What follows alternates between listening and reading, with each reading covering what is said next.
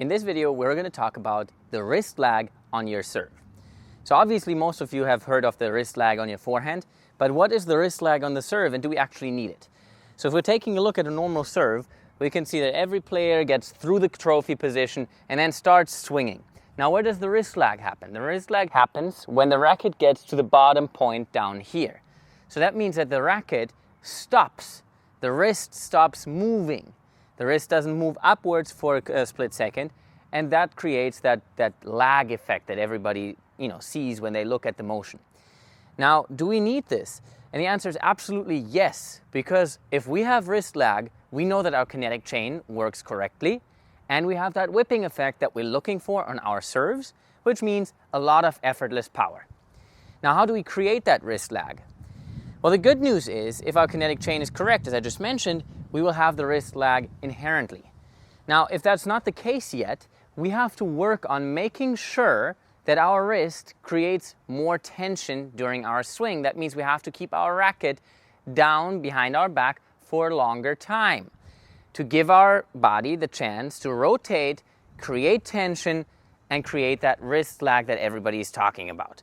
So if we're taking a look at the serve here, if I'm serving, I would start rotating this way, my racket would start dropping, and my racket would get to this point down here, where now, because of my upper body rotation, my elbow gets pulled up, but the racket stays here until the tension in my wrist gets so strong that it wants to release. And in that moment, the racket will start swinging up and through the ball. So how do you do that? How do you get to that point that becomes natural for you? Well, for starters, you need to work on your upper body rotation on your serve. And we're going to link a video for you guys up here that shows you how to do that.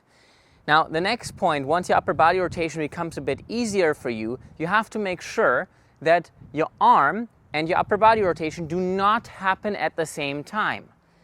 It's very important because if it happens at the same time, we won't have a wrist lag. We will just swing with our racket going, maybe dropping until here and immediately swinging up.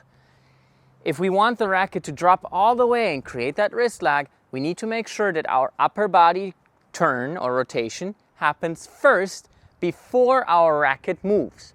So we have to keep our racket back down here for as long as we can during our motion so it gets swung out by all that excess power and tension that wants to release. And now we're going to take a look at one of my serves here in super slow motion. So in the beginning of this video, obviously we see how I'm getting into the trophy position slowly. And once I reach that trophy position, my shoulder rotation will start moving and the racket will start dropping. Now, once the racket reaches the bottom, which happens exactly here, the racket will now lag a little bit and the wrist will lag. And now you can see when it keeps moving how the wrist drags the racket up and all that power, that explosive power, goes into the serve in the process.